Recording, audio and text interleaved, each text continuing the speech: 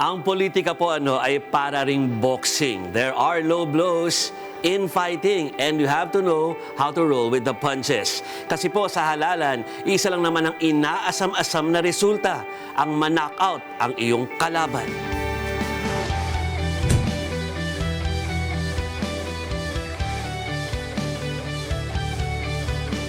A victory in Vegas would have been a nice way to announce a presidential bid. All three in favor of the winner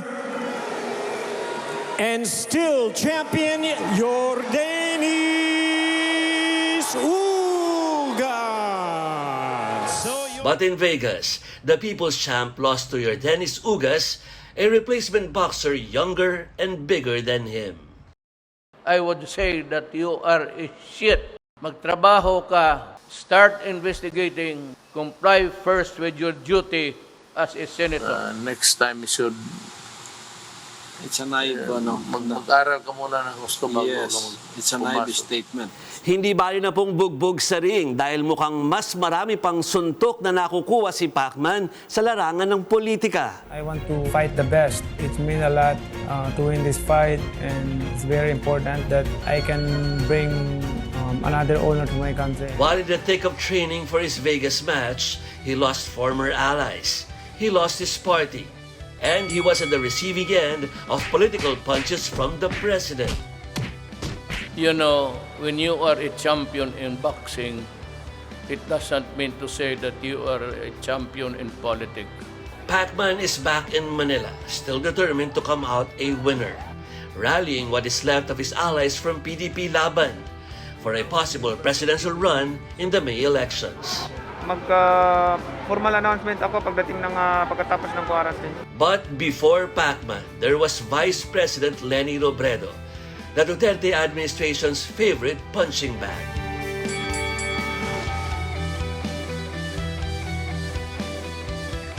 Every time she opens her mouth, talagang when she forgets that she's a lawyer, I'm sorry to say, you are not really qualified to run for president.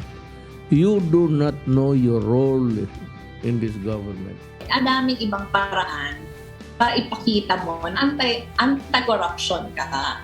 Yung salakit. Yung salakit, isa yun sa napakalaking dahilan para ipakita mo na bukas yung lahat na information tungkol sa akin pagpapakita na walang korupsyon. And recently, itong si Yorme Isko Moreno naman ang naging target ng mga banat ng Pangulo.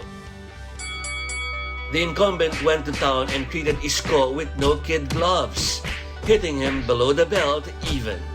Nakita ko nga sa Facebook kanina, nakabikini ang gago. Tapos may isang picture pa doon na sinisilip na yung ari niya. Ayan ang gusto ninyo. Ang training parang callboy. Imbis na busy sila sa COVID-19, natingnan yung picture ko sa gabi kaysa yung picture ng mga namamatay at picture ng isang pasyenteng nag-aagaw buhay, maraming salamat kasi mas attractive yung aking brief kaysa sa problema ng bayan. Even senators who expressed their interest and willingness to seek the presidency were insulted by Duterte. Senators Richard Gordon and Ping Lacson were very vocal against the corruption claims in several agencies under the executive, as well as the administration's supposed mishandling of the pandemic response. Magpapayat ka muna para medyo nalilipong ako pag tinitignan kita. Mr. President, I advise you as a friend, if you still consider me a friend, sagutin po lang yun. Pasagot nyo doon sa mga bata nyo yung issue. Alam ko po mataba ako. Hindi man doon tayo nagpapagandahan na lalaki. Palagi ko, mananalo naman ako sa inyo pagka nagpagandahan na lalaki tayo. Hindi ako na yayanig dyan.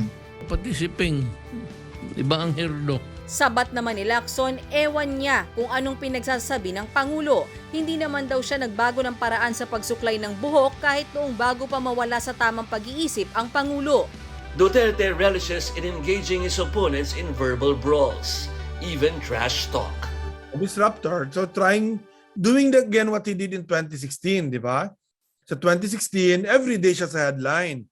Every day number 1 siya sa headline, kahit nabababa siya sa polls. At first. Kasi may sinasabi siya talaga siyang atrocious everyday. Gusto lang niya na sa headline siya kasi panggulat yan, di ba? True enough, headline nga siya.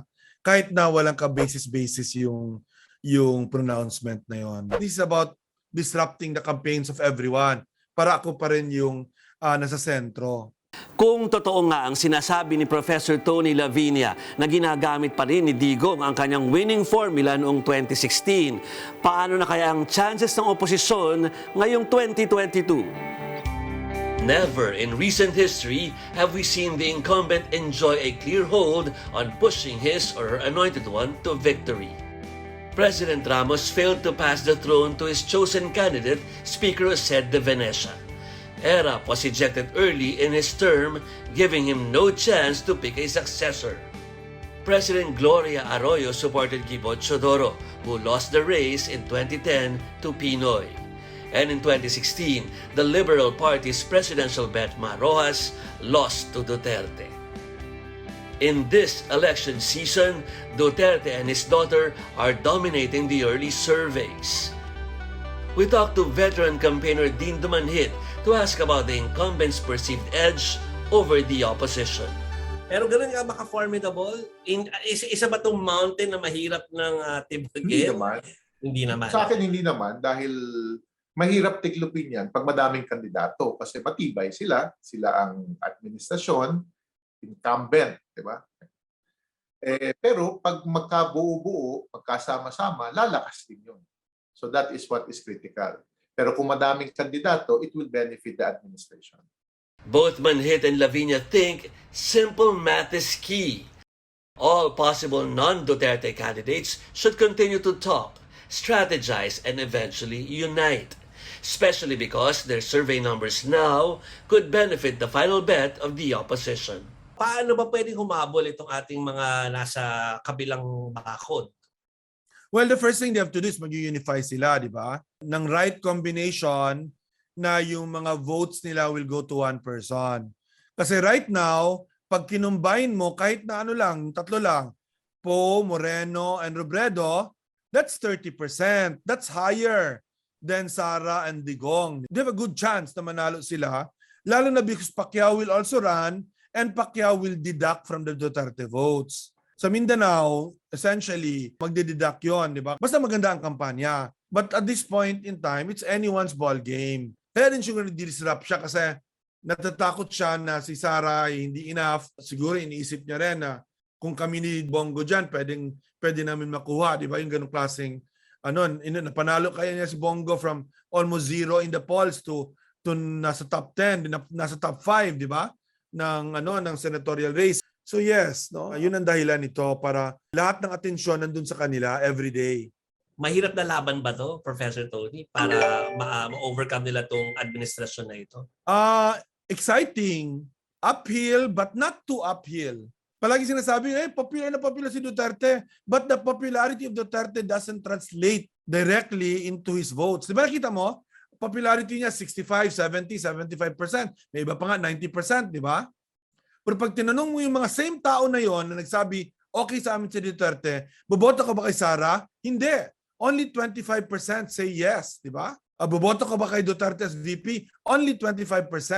The campaign is decisive in all our elections. Palagi yan. Yung local machinery doesn't matter too much. Yung pera doesn't matter too much. Yung incumbency doesn't matter too much. Lahat yan nakakatulong ha.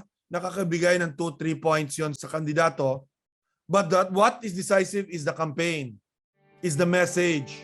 Pero syempre, depende po yan sa ambisyon ng bawat kandidato at kung kaya nilang magbigay daan kung kakailanganin. I think patuloy ang mga pag-uusap ng iba't ibang grupo. Klaro na open lines of communication. Kaya ang pagtingin ko sa ingay ni Pangulo ay alam niyang baka lumakas tong grupong ito. Kaya ginugulo niya. Nasa panahon kasi tayo ng itong next few weeks, lalo-lalo na madaming alliances at coalition sa mangyayari dyan. So magandang tingnan ang galaw at hindi lang naman ang Pangulo ang nagdidictate ng news. Will they unite and emerge underdogs of the political ring? And if they do, will they manage to knock out a formidable opponent? Or will the opposition continue to serve as punching bags of the administration until it throws its deadly punch on election day? Bakit? Walang oposisyon. hindi man manalo yung opposition yan.